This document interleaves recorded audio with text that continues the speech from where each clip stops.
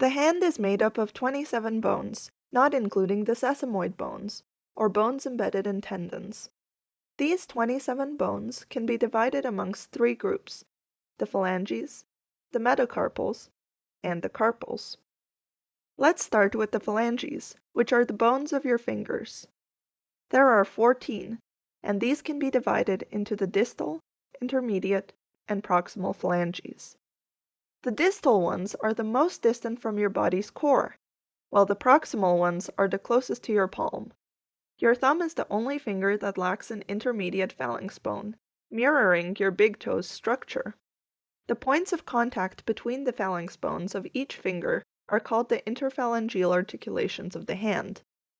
Articulation is just a fancy word for joint. 5 metacarpals run from the proximal phalanges to the carpal or wrist bones. Where the metacarpals meet the proximal phalanges, you have the metacarpophalangeal joints. If you think that's a mouthful, just call them your knuckles. Now, let's look at the 8 carpals, which can be organized into 2 rows.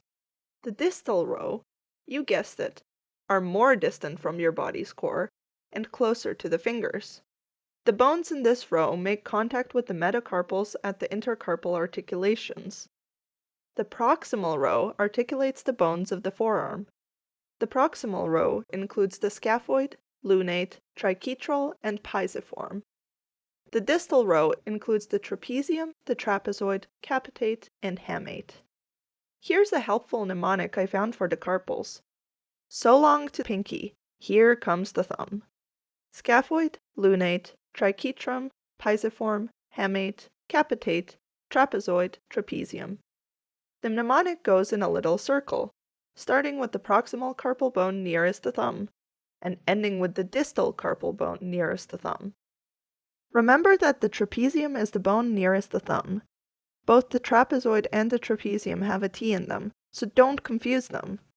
Also, pinky stands for pisiform, which is the proximal carpal bone nearest the pinky. Lastly, in addition to the 27 bones of the hand, I'd just like to mention the ulna and the radius, which are the 2 bones of the forearm. If you like this video, please like and subscribe. It would help me make more videos. And make sure to comment with any topics you'd like me to cover in future videos. Also, it would be really nice if you could support me on Patreon. Thank you.